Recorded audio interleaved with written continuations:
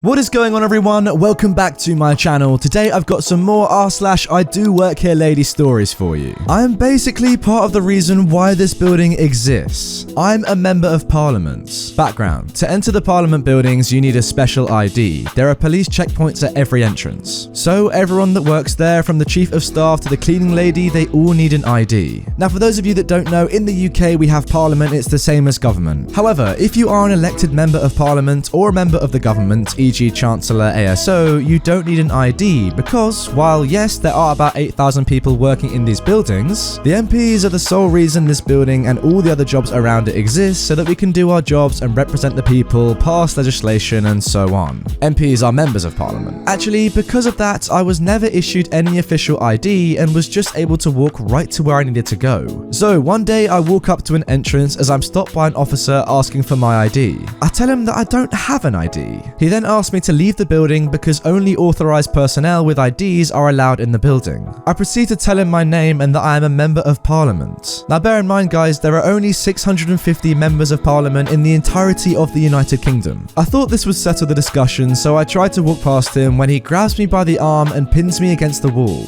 To be fair, he must have been new to guarding the parliament buildings and was just trying to prevent any unauthorized access to the government area. I would actually want him to do so, and I'm thankful for the police that do such a great job at protecting us. I tell him, again, a little bit annoyed now, that I am an MP, that I need to be at a council meeting in 10 minutes and that he is better off letting me go. He still doesn't believe me and says, "Yeah, sure you are. I'm quite young for my position and don't like to wear suits." So I tell him to call his supervisor. The supervisor arrives at the scene and immediately starts to lecture the guy about what he has done, and he finally lets me go. This happened about a year ago and the officer now greets me in the nicest way possible. Yeah, I'm sure he does. Now I'm just going to read out one of the comments from down below. I highly doubt a member of parliament actually wrote this. Broadcasting that in order to gain access to the building you just need to wear a suit and tell everyone you're an MP? But OP, who does sound like an MP to be honest, replied, "There is a small booklet with pictures of every MP in it. The security is required to memorize this. I walk in and out of my office building many times a day, so experienced officers will already know me. So it's not actually that simple. And there is also not many of us MPs working there. Most of the 8,000 people are staff members and they need an ID. But I'm not going to reveal my name, party or anything else that would give away who I am. Sorry, well fair enough, I wouldn't want you to do that to be honest." So just to make it absolutely clear to all of you Americans listening, an MP is pretty much the same as a member of Congress in the US. So they're very important people, which makes this story even better. To be honest though, the problem here isn't with security, I think it's with the whole security system. Surely just give everyone an ID that needs to go into the building and that would work way easier. Yeah, you can get the security to remember faces and names, but still, just get everyone an ID and that clears up any confusion. Now for our next story. You're not the boss's kid.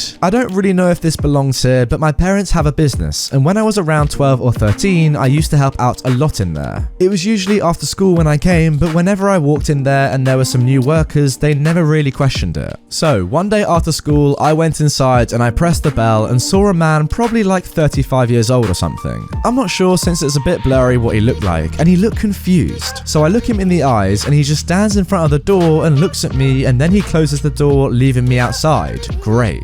So I ring the bell again and I just hear what was probably his voice, since I didn't know that voice, "Don't open the door." And I hear my aunt, who also works there, just say, "Why?" And he went, "There's some idiotic girl probably begging for money." Reminder that the wall is pretty thin. So I ring the bells the third time and my aunt pops out and lets me in. I greet her, give her a kiss and go straight to my parents' office. Exactly in front of their office, that guy was there again. He told me I couldn't go in because "you can't go inside, they have a meeting." There was a window and my father was sat in front of my mother because he probably needed help with some documents or something. My mum's pretty much the brain of the two, so I said, "I don't really think they're having a meeting because those are both my parents." "No they aren't, I've seen their kids a lot of times since I've been working here since a long time." I didn't really remember how long he said, but it sure as heck wasn't believable. At this point, 12-year-old me didn't care anymore and I just went right in. I came in and my parents looked at me, tried to greet me, and then that worker just grabbed my arm and told them, "I'm really sorry, this kid tried to steal off multiple workers already, I'll throw her out." My mum then told him to stop, which he already did, and told him, "Don't you dare lie about my daughter stealing and then throw her out." He was shocked, looked at me, and I already had my school ID in hand and had that "look, I was right" smile. He stared at me in disbelief and stormed right out. My parents fired him. They afterwards brought bought some cake for the workers because he already stole some bags of rice, but they had no proof. Yeah, I don't really understand this guy's deal here. I'm struggling to figure out his plan. If he truly thought you were troubling the owners, then why lie about you stealing things? A random kid walking into offices would be enough to kick out. No fake stealing stories needed. I don't get it. It sounds like a little bit of a cover to me for what he had been stealing, if I'm honest. Now for our third story. Hospital security gets me fired for going in places I'm allowed to go. I worked an approximate total of 1 shift on a part-time weekend overnight laundry position for a big local hospital. But actually, I had to undergo a whole 40-hour week of hospital procedure training before that. I trained alongside other medical personnel, nurses, orderlies, etc., and was trained on putting out fires, setting up hospital email, and all this junk that no one in laundry does. One part of the training was instruction on places on the hospital property we were allowed to go. One perk of working there was that everyone could use the hospital lounge area, which had a workout room with exercise equipment and relaxing areas, located on the 2nd floor of the building where my laundry area was. I hadn't been issued my scan badge thing yet for my first shift because my actual boss works days and I work nights, so there was a disconnect of when to get it. I approached security about scanning open the laundry section as I was a little early and eager to finally get started. I got a kind of side-eye sneer, but he later saw me working in the laundry area, so knew my story was right. That shift there was a complex series of laundry machine buttons I needed to press, which I scribbled down hastily on some scrap paper. The next day, I show up early again and went to sit in a cafeteria area where the public is allowed. I sit down and remember that I had scribbled paper and want to rewrite it so it's clearer to remember the buttons to press in which order, and to have the sequence more fresh in memory. Why they don't just have a sign for it is a mystery to me. So I reach for the pen I always carry, and I forgot it that day. I walk out to my truck to find a pen, nothing there either. I walk back in and the place is deserted because it's about 11 PM, so I go into the areas I'm allowed into, such as the lounge or exercise area and the lobby, looking for a pen to write with that I could borrow, and even make a kind of writing gesture in case they see me looking around on cameras. I didn't find one after maybe a few minutes of looking, so I gave up. My shift starts, and about 20 minutes in, same security guy from the day before comes in, flanked by another guy as backup, and he asked to speak with me privately. He asked me what I was doing snooping around, and I said not snooping, just looking for a pen, but I guess he doesn't believe me, and tells me I'm not allowed in those areas, despite being trained that I was allowed there. He says he needs to take my badge now, which I did have on me, and needed to escort me to my car. He makes me walk in front of them way out to my truck again, and as I'm unlocking the door, the 2 security guards both unsnap their holsters. Unbelievable, I was looking for a freaking pen. A few days later, since the job was only 2 days per week and weekends, I get a call from the employment agency that the hospital has decided not to continue the account, which means I'm fired from it, all because of security guards on a power trip who couldn't be bothered to double check as to whether I was actually allowed up there. I spent a 40-hour week of hospital routine training that doctors get in order to work a single 6-ish hour shift, and then get unsnapped on when I look around for a pen to copy some notes on. Perhaps I dodged a bullet in more ways than one for not having to deal with that security chump anymore. Yeah, OP, you got a good point there. If that's the way that their security works, I'm not sure I'd like to work for that organization. I suggest that you talk to the employment agency about the situation. I feel like a meeting with your old supervisor and manager at the agency would go a long way if you could manage to get that set up. Like, surely they'd have some sort of grounds for wrongful termination, right? You didn't do anything wrong.